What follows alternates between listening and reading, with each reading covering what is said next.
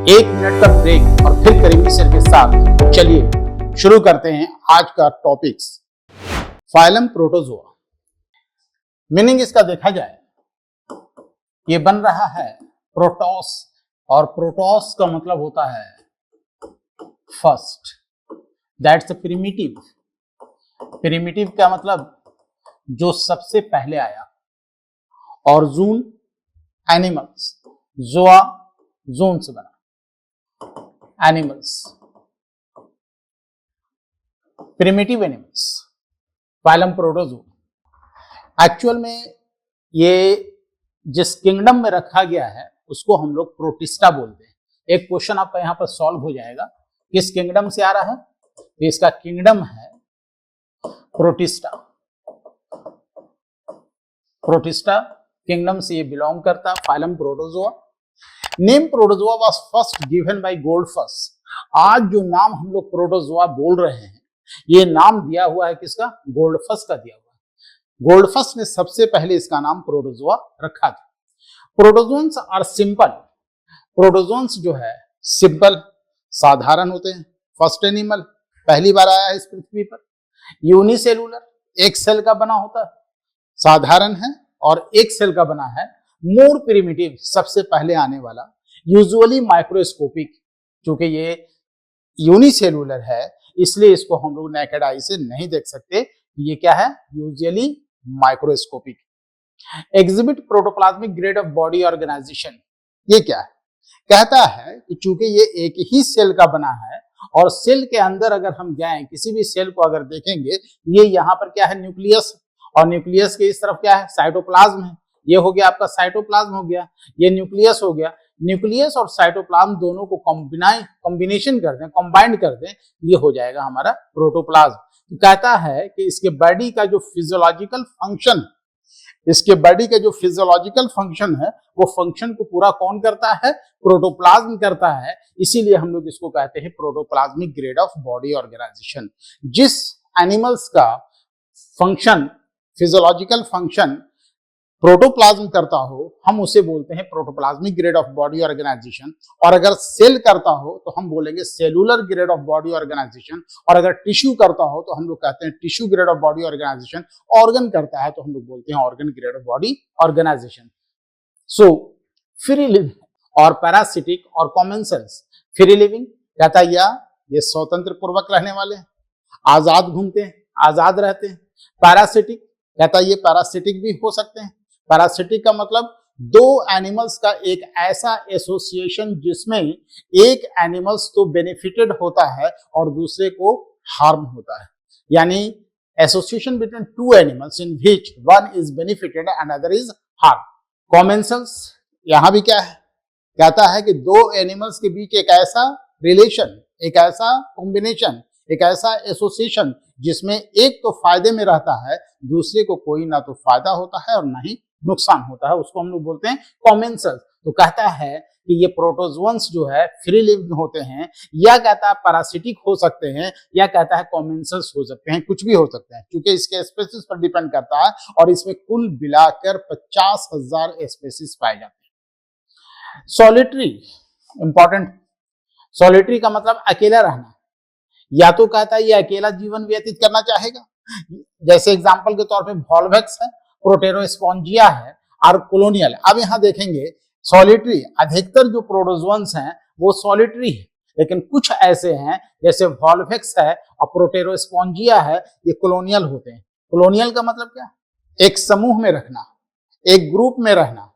ऐसे एनिमल्स जब ग्रुप में रहना पसंद करते हैं तो उसको हम लोग कोलोनियल कहेंगे, यानी कॉलोनी बसा कर रहना। और ये अधिकतर क्या होते हैं, सॉलिटरी होते हैं, सिंगल लाइफ व्यतीत करते हैं। न्यूट्रिशन में भी होलोजोइक, होलोफाइटिक, सैप्रोजोइक और सैप्रोफाइटिक। इसके जो पोषण होंगे, इसके जो न्यूट्रिशंस होंगे वो हो सकते हैं होलोजोइक भी हो सकते हैं, होलोफाइटिक भी हो सकते हैं, सैप्रोजोइक भी हो सकते हैं, सैप्रोफाइटिक भी हो सकते हैं। होलोजोइक मीन्स एनिमल लाइक, जैसे फूड को कैचिंग किया और स्वेलो करके निकल गए। होलोजोइक। होलोफाइटिक प्लांट लाइक, जैसे प्लांट फूड्स बनाते हैं फोटोसिंथेसिस की मदद से और वो अपना भोजन को यूज कर लेते हैं। सैप्रोजोइक सड़े हुए, गले हुए, मरे हुए एनिमल से ऑर्गेनिक सब्सटेंस को ऑब्टेन करने की क्रिया सैप्रोजोइक कहलाती है। और उस अगर सड़े हुए गले हुए अगर प्लांट हैं, उससे अगर कोई एनिमल्स ऑर्गेनिक सब्सटेंस को ग्रहण कर रहा हो, ऑब्टेन कर रहा हो न्यूट्रिशंस के रूप में, तो उसे हम लोग बोलते हैं सैप्रोफाइटिक। तो कहता है जो प्रोटोजोअन्स हैं वो उसका न्यूट्रिशंस जो है होलोजोइक भी हो सकता है, होलोफाइटिक भी हो सकता है, सैप्रोजोइक भी हो सकता है और सैप्रोफाइटिक भी हो सकता है। Respiration and excretion bye diffusion through general body surface, कहता है इसमें जो रेस्पायरेशन की क्रिया है और एक्सक्रीशन की क्रिया है ये bye diffusion through general body surface होता है। आप खुद जान रहे हो कि ये इसका बॉडी ऑर्गेनाइजेशन क्या है, protoplasmic grade of body organisation है। चूंकि इसमें अभी भी कोई ऑर्गन नहीं बने हैं, चूंकि इसमें कोई अभी भी ऑर्गन सिस्टम नहीं बना है, इसलिए इनके फंक्शंस को करने के लिए कोई स्पेशलाइज्ड फॉर्म में कोई ऑर्गन का निर्माण नहीं हुआ। तब ऐसी स्थिति में, ऐसी हालत में इनमें जो रेस्पायरेशन की क्रिया होती है, इनमें जो एक्सक्रीशन की क्रिया होती है, कैसे होती है, डिफ्यूजन से होती है और वो बॉडी जनरल बॉडी सरफेस होती है। मान लिया जाए कि ये एनिमल है, अब इसको क्या चाहिए, ऑक्सीजन चाहिए। ये ऑक्सीजन कहां जाएगा, शरीर के अंदर जाएगा। ये ऑक्सीजन यहां जाएगा, कैसे जाएगा, ये जनरल बॉडी सरफेस से जा रहा है बाय डिफ्यूजन। डिफ्यूजन का मतलब क्या है, द फ्लो ऑफ फ्लूइड और gas from higher concentration to that of lower concentration. कहता हायर कंसंट्रेशन से जब लोअर कंसंट्रेशन की तरफ फ्लूइड या गैसेस का आदान प्रदान होता है तो उसे हम डिफ्यूजन कहते हैं। अब यहां कहता है कि इसके बॉडी के अंदर का जो O2 है और जो सराउंडिंग का जो O2 है इससे कहीं कम है। बॉडी के अंदर में O2 कम है, सराउंडिंग में O2 ज्यादा है, तो यहां क्या होगा, ज्यादा से कम की तरफ चले जाएंगे। अब अगर हम कार्बन डाइऑक्साइड को देखेंगे तो कार्बन डाइऑक्साइड इसके बॉडी के अंदर में ज्यादा है, सराउंडिंग में कार्बन डाइऑक्साइड की मात्रा कम है, ये क्या होगा, बाहर चला जाएगा। तो रेस्पायरेशन और एक्सक्रीशन ये दोनों ही जो क्रिया होती है by diffusion through general body surface होती है। Nitrogenous waste material is ammonia. इसके जो नाइट्रोजनस वेस्ट होते हैं वो अमोनिया होता है। आप एक चीज समझेंगे अच्छी तरह से, कहता है कि जो नाइट्रोजनस वेस्ट होते हैं वो 3 फॉर्म में होंगे। एक कहता है कि अमोनिया हम लोग बोलते हैं, दूसरा जो है यूरिया है और तीसरा जो है यूरिक एसिड है। ये हमने जो अरेंज किया टॉक्सिसिटी के आधार पर, ये कहता है टॉक्सिसिटी डिक्रीजेज, मतलब कहता है जो इसका विषैलापन है वो जैसे जैसे हम ऊपर से नीचे की तरफ जाएंगे विषैलापन कम होता चला जाएगा, घटता चला जाएगा। Ammonia more toxic, urea less toxic, uric acid more less toxic substance. So ammonia toxicity जैसे जैसे ऊपर से नीचे जाएंगे डिक्रीज करेगा, जैसे जैसे हम ऊपर की तरफ जाएंगे टॉक्सिसिटी क्या हो जाएगा, इंक्रीज कर जाएगा। Toxicity increases. अब कहता है ऐसे एनिमल्स जो अमोनिया को एक्सक्रीट करते हैं उसे हम लोग एमोनोटेलिक कहते हैं। ऐसे एनिमल्स जो यूरिया एक्सक्रीट करते हैं यूरियोटेलिक कहलाते हैं, और ऐसे एनिमल्स जो यूरिक एसिड एक्सक्रीट करते हैं यूरिकोटेलिक एनिमल कहलाता है। सो आप खुद बताएं, नाइट्रोजनस वेस्ट मटेरियल इसका अमोनिया है, इसलिए हम कह सकते हैं कि प्रोटोजोअन्स आर एमोनोटेलिक एनिमल। हम कहेंगे कि प्रोटोजोअन्स जो है ये प्रोटोजोअन्स कैसा एनिमल है, कहता है एमोनोटेलिक है। क्यों एमोनोटेलिक कहलाया, इसलिए कहलाया कि ये एक्सक्रीट करता है नाइट्रोजनस सब्सटेंस को in the form of ammonia.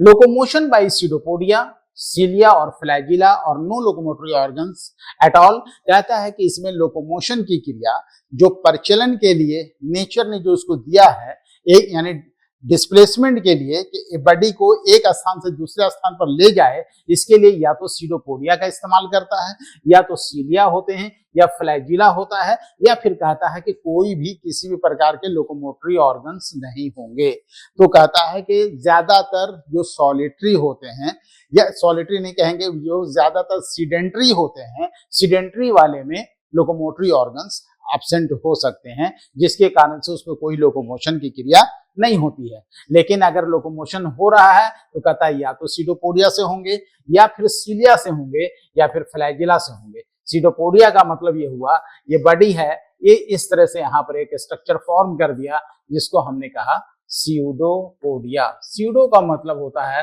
False और पोडिया का मतलब होता है फुट, यानी फॉल्स फुट।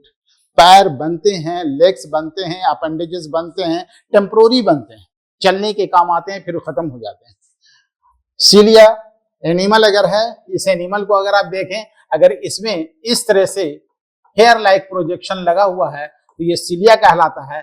अगर यही हेयर लाइक प्रोजेक्शन इस तरह से कर्व किया हुआ है तो इसको हम लोग बोलते हैं फ्लैजिला। किसी किसी प्रोटोजोअन्स में सीडोपोडिया होते हैं लोकोमोटरी ऑर्गन, किसी किसी में सीलिया होता है, किसी किसी में फ्लैजिला होता है। ये यहाँ पर रिगार्ड किया हमने, इसको सीलिया कहा, इसको हमने फ्लैजिला कहा। समझना बहुत आसान है। ऑस्मो रेगुलेटरी या osmoregulation takes place with the help of contractile vacuole. Osmoregulation बहुत इंपॉर्टेंट, इसमें दो ऑब्जेक्टिव आपका भी हम दिखाते हैं कैसे बनेगा। ऑस्मो रेगुलेशन कहते हैं किसको? The removal of excess water from the body. कहता है कि अगर बॉडी के अंदर से एक्सेस वाटर हैं वो अगर रिमूव करता है तो न केवल एक्सेस वाटर रिमूव करते हैं बल्कि उसके इलेक्ट्रोलाइट्स भी रिमूव करते हैं। और जब एक्सेस वाटर या इलेक्ट्रोलाइट्स रिमूव करेंगे तो उसके बॉडी मेंटेन्ड हो जाएंगे, यानी होम्योस्टैसिस में आ जाएगा, यानी उसका बॉडी कंप्लीटली मेंटेन्ड हो जाएंगे। तो कहता है ऑस्मो रेगुलेशन के लिए हम लोग कह सकते हैं इसे, हम अभी आपको दिखाते हैं क्या बताए। The removal of excess water from the body and also electrolytes is called osmo regulation. हम इसी को बोलते हैं ऑस्मो रेगुलेशन। और ये ऑस्मो रेगुलेशन की जो क्रिया होती है किसकी सहायता से होती है? कॉन्ट्रैक्टाइल वैक्यूल की सहायता से होती है। एक बात याद रखेंगे जो आगे चलकर आपको काम देगा, नीट में भी क्वेश्चंस पूछे जाते हैं। कहता है वैसे प्रोटोजोअन्स जो पैरासिटिक इन नेचर होते हैं, वैसे प्रोटोजोअन्स जो मेराइन वाटर में मिलते हैं, इन दो स्थिति वाले प्रोटोजोअन्स में ऑस्मो रेगुलेशन की क्रिया नहीं होती है, यानी कॉन्ट्रैक्टाइल वैक्यूल नहीं होंगे। सीधी सी बात कहता है कि जो पैरासिटिक प्रोटोजोअन्स होंगे, जो मेराइन वाटर प्रोटोजोअन्स होंगे, उसमें कॉन्ट्रैक्टाइल वैक्यूल एब्सेंट होता है। रिप्रोडक्शन में भी सेक्सुअल कहता है कि रिप्रोडक्शन की क्रिया एसेक्सुअल भी हो सकती है और सेक्सुअल भी हो सकती है। एसेक्सुअल विदाउट सेक्सेस यानी विदाउट मेल एंड फीमेल, और sexual with male and female. So reproduction की क्रिया दोनों तरह से हो सकती है, एसेक्सुअल भी हो सकती है और सेक्सुअल भी हो सकती है। अब हम देखेंगे classification of phylum protozoa. Classification of phylum protozoa. Protozoans को जो क्लासिफाइड किया गया तो किसी न किसी आधार पर ही क्लासिफाइड करते हैं। सो प्रोटोजोअन को जो क्लासिफाइड किया गया वो on the basis of locomotory organelles. Locomotory organelles के आधार पर इसको क्लासिफाइड किया। अभी आपने पढ़ा लोकोमोटरी ऑर्गेनिल्स के बारे में। इसमें लोकोमोटरी ऑर्गेनिल्स कौन होता है? सीडोपोडिया होते हैं, सीलिया होता है, फ्लैजिला होता है। इसी के आधार पर प्रोटोजोअन्स को क्लासिफाइड किया गया है।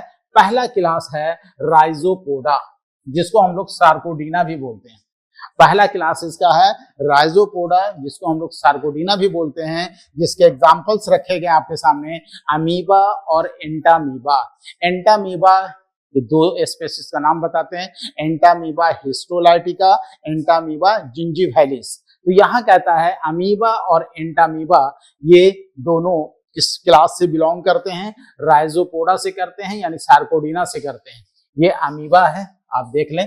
देखिए अमीबा में यहाँ पर देखिए सीडोपोडिया बना हुआ है, ये फूड वैक्यूल बन रहा है यहाँ पे। ये सीडोपोडिया हम लोग कह सकते हैं, ये सीडोपोडिया है, ठीक है। ये सीडोपोडिया हम लोग कह सकते हैं। इसी की मदद से ये क्या करता है? चलता है। ये तो फूड वैक्यूल बना रहा है, ये फूड वैक्यूल की मदद से क्या करते हैं? फूड से अपना ग्रहण करते हैं। एंटामीबा हिस्टोलाइटिका, एंटामीबा हिस्टोलाइटिका से एक डिजीज कॉज करता है जिसको हम लोग बोलते हैं डिसेंट्री, अमीबिक डिसेंट्री। क्लास मैस्टिगोफोरा और फ्लैजिलेटा, क्लास मैस्टिगोफोरा और फ्लैजिलेटा। जिसके एग्जांपल्स हैं यूग्लिना, ट्रिपैनोसोमा, लेशमानिया, नॉक्टिलुका, प्रोटेरोस्पोंजिया। इंटरेस्टिंग, यहाँ पे कुछ इंपॉर्टेंट थिंग्स आएंगे आपके लिए। यूग्लिना याद रखेंगे, Euglena is considered as connecting link between plant and animal. Euglena को हम लोग ऐसे कहेंगे, यूग्लिना जो है, यूग्लिना को माना जा रहा है connecting link between plant and animals. कहता है प्लांट से एनिमल्स की तरफ आने वाला जो पहला है वो यूग्लिना है। यानी यूग्लिना में प्लांट के भी कैरेक्टरिस्टिक फीचर होंगे और एनिमल्स के भी कैरेक्टरिस्टिक फीचर मिलेंगे। ट्रिपैनोसोमा, लेशमानिया डोनोवनी कहलाता है। इससे जो डिजीज कॉज करते हैं इसको हम लोग बोलते हैं कालाजार। क्या कहलाता है? कालाजार। नॉक्टिलुका के लिए खासियत याद रखेंगे, नॉक्टिलुका जो है, कहता है noctiluca produces light due to presence of luciferin. कहता है कि नॉक्टिलुका में लूसीफेरिन पाए जाते हैं, जिसके कारण से इनमें प्रकाश निकलती है, रोशनी मिलती है, रोशनी निकलती है नॉक्टिलुका में। याद रखेंगे क्यों निकलती है? क्योंकि इसमें लूसीफेरिन पाए जाते हैं। यह ऑक्सीडाइज करता है in the presence of luciferase enzyme.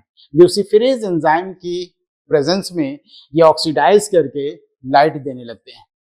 प्रोटेरोस्पोंजिया के बारे में भी याद रखेंगे। कहता है प्रोटेरोस्पोंजिया ये कनेक्टिंग लिंक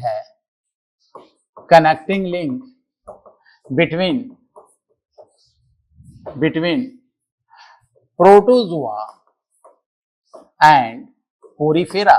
सुनकर याद रखेंगे। कहता है कि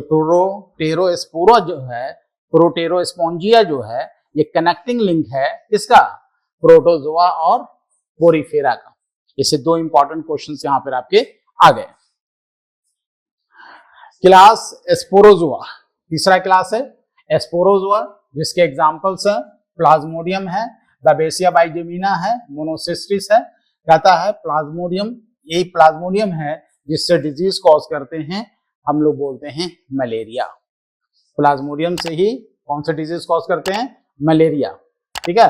अब आप कहिए कि नहीं सर, मलेरिया तो हम लोग बचपन में पढ़ा है कि मॉस्किटो के काटने से होता है, वो भी फीमेल एनोफिल्स मॉस्किटो के काटने से होता है। बिल्कुल सही है, फीमेल एनोफिल्स मॉस्किटो के काटने से होता है, लेकिन तब जब वो इन्फेक्टेड होगी तब।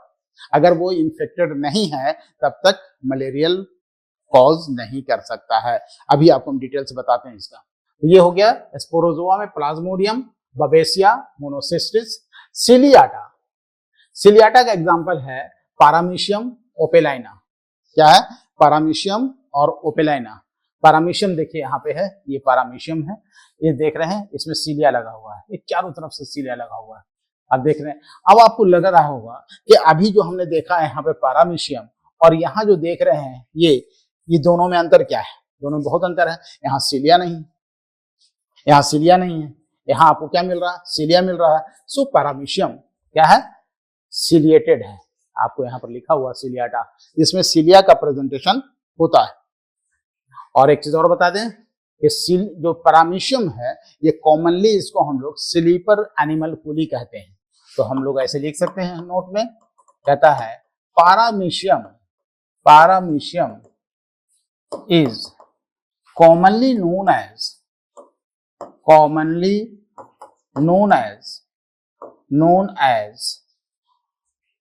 sleeper animal coolie। Sleeper animal coolie चप्पल के समान दिखता है, इसीलिए इसका नाम पड़ा है स्लीपर एनिमल कूली। आइए कुछ क्वेश्चंस देखते हैं, ऑब्जेक्टिव क्वेश्चंस दो चार देख लेते। What is the basis of classification of protozoa? बहुत इंटरेस्टिंग। अभी आपने पढ़ा क्लासिफिकेशन, हमने प्रोटोजोन को क्लासिफाइड किया किसके आधार पर किया? लोकोमोटरी ऑर्गेनेल्स के आधार पर किया। यही क्वेश्चन यहाँ पूछा जा रहा है। What is the basis of classification of protozoa? Protozoa को क्लासिफाइड करने का कौन सा आधार था? Shape, size, locomotory organelle, none of this. So answer is locomotory organelle. In paramecium movement occurs with the help of, अभी आपको हमने वहां दिखाया, कहता है कि लोकोमोटरी ऑर्गेन्स में क्या थे? लोकोमोटरी ऑर्गेनेल्स में या तो सीडोपोडिया होगा, या सिलिया होगा, या फ्लैजिला होगा। फिर हमने पैरामीशियम का स्ट्रक्चर दिखाया, पैरामीशियम में सिलिया का प्रेजेंटेशन था, तो हम कहेंगे कि पैरामीशियम का लोकोमोटरी ऑर्गेनेल्स क्या है? सिलिया है। So in paramecium movement occurs with the help of cilia, flagella, pseudopodia, none of these. So answer is cilia. Noctiluca belongs to class, अभी आप पढ़ रहे थे क्लासिफाइड जब हम लोगों ने क्या था? सिलियाटा, स्पोरोजुआ, मैस्टिगोफोरा, Rhizopoda. So नॉक्टिलुका belongs to class, कहता नॉक्टिलुका किस क्लास से बिलोंग करता है? आंसर आपका होगा mastigophora. Malaria is caused by which genus of protozoa, कहता है जो मलेरिया कॉज करता है किस जीनस से करता है? एंटामीबा से करता है, प्लाज्मोडियम से करता है, लेशमानिया से करता है, ट्राइकोमोनास से करता है। आपका आंसर होगा प्लाज्मोडियम। अभी आपको हमने बताया कि जो मलेरिया कॉज करता है वो प्लाज्मोडियम से करता है। और आपको एक चीज बता दें, जो आपने अभी कहा कि नहीं सर प्लाज्मोडियम से नहीं, हम लोग तो पढ़ा है बचपन से ही कि ये एनोफिल्स, फीमेल एनोफिल्स के काटने से होता है। तो फीमेल एनोफिल्स के काटने से होता है, ठीक है। क्या आप 10 दिन पहले आपको मच्छर ने नहीं काटा था? 15 दिन पहले आपको मच्छर ने नहीं काटा था? 1 महीना पहले मच्छर आपको नहीं काटा था? आपको काटा था, लेकिन क्या आपको मलेरिया हुआ? नहीं हुआ। कारण क्या हुआ? कहता है वैसे मच्छर जो इन्फेक्टेड होंगे, जिनके सलाइवा में स्पोरोजोइट्स होंगे प्लाज्मोडियम के, उसको हम इन्फेक्टेड मॉस्किटो कहेंगे। और वो इन्फेक्टेड मॉस्किटो जब किसी हेल्दी पर्सन को बाइट करती है या ब्लड को सक करती है, तब उसके स्पोरोजोइट्स उस ह्यूमन बॉडी में ट्रांसफर होता है और तब वो मलेरिया डिजीज कॉज करता है। तो जो मलेरिया जो कॉज कर रहा है वो प्लाज्मोडियम से कॉज कर रहा है। मच्छर तो एक कैरियर है, मच्छर जो है कैरियर है। इसी चीज को सबसे पहले सर रोनाल्ड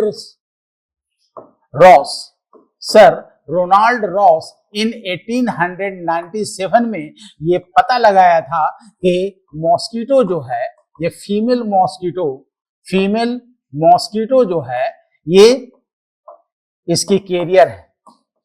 किसके कैरियर है? मलेरियल पैरासाइट्स के लिए।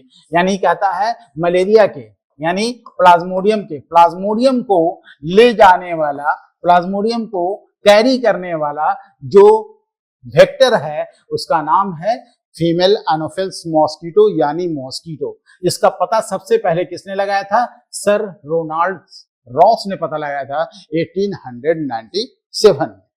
यहां कहता है प्लाज्मोडियम, आप अच्छी तरह से समझेंगे। प्लाज्मोडियम तो एक जीनस है, इसके 4 स्पीसीज कॉमन है। Plasmodium falciparum, plasmodium vivax, plasmodium ovale, plasmodium मैलेरी।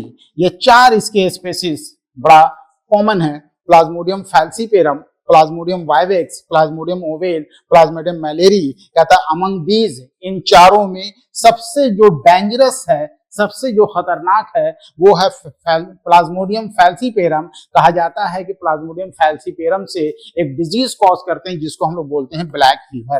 क्या बोलते हैं? Black fever. ये ब्लैक फीवर किनको होगा? कहता है कि अगर कोई प्रेग्नेंट फीमेल हो और अगर उसे प्लाज्मोडियम फैल्सीपेरम का इन्फेक्शन हो, मॉस्किटो ने अगर बाइट किया या उसके ब्लड को सक किया जिसमें प्लाज्मोडियम फैल्सीपेरम के मीरोजोइट्स थे, स्पोरोजोइट्स थे, और वो अगर ट्रांसफर हो जाता है तो उसमें कॉज करता है ब्लैक फीवर। यानी सिम्टम्स क्या होगा ब्लैक फीवर का? कहता वो जब यूरिनेशन करेंगी तो उनके यूरिन के साथ साथ ब्लीडिंग पास आउट करने लगेगा, जिसको रिगार्ड किया है ब्लैक फीवर से। सो क्वेश्चन बन गया आपका, among these plasmodium falciparum is more dangerous among these. Plasmodium vivax, plasmodium ovale, plasmodium malariae. इस तरह से malaria is caused by which genus of protozoa? That is answer plasmodium. Which of the following protozoa causes amoebic dysentery? कहता है 4 दिए गए हैं, इनमें से कौन जो है अमीबिक डिसेंट्री कॉज करता है। अभी आपको हमने बताया, जब हम लोग राइजोपोडा सार्कोडिना कहा था, वहां एग्जांपल आए थे अमीबा और एंटामीबा, जिसका नाम हमने एंटामीबा हिस्टोलाइटिका और एंटामीबा जिंजिवालिस कहा था। कहता which of the following protozoa causes amoebic dysentery. Amoebic dysentery को कॉज करने वाला कौन है? प्लाज्मोडियम स्पेसिस है, एंटामीबा हिस्टोलाइटिका है, लेशमानिया डोनोवनी है, एंटामीबा जिंजिवालिस है। नो, प्लाज्मोडियम स्पेसिस से अभी आपने देखा क्या होता है? मलेरिया होता है ना। लेशमानिया डोनोवनी से क्या होता है? आपको हमने बताया कालाजार होता है। क्या होता है? कालाजार होता है। ठीक है। एंटामीबा हिस्टोलाइटिका से क्या होता है? अमीबिक डिसेंट्री होते हैं। तो आंसर इज एंटामीबा हिस्टोलाइटिका। तो एंटामीबा जिंजिवालिस से क्या होता है? एंटामीबा जिंजिवालिस जो है ये कॉमेंसल्स होते हैं। ये कॉमेंसल्स होते हैं, यानी ये दो एनिमल्स का एक ऐसा एसोसिएशन जिसमें एक तो फायदे में रहता है लेकिन दूसरे को कोई हानि या लाभ नहीं होता है, कोई नुकसान या फायदा नहीं होता है, उसको हम लोग बोलते हैं कॉमेंसल्स। ऐसे रिलेशनशिप को, ऐसे एसोसिएशन को। सो एंटामीबा जिंजिवालिस से क्या होगा? Oral inflammatory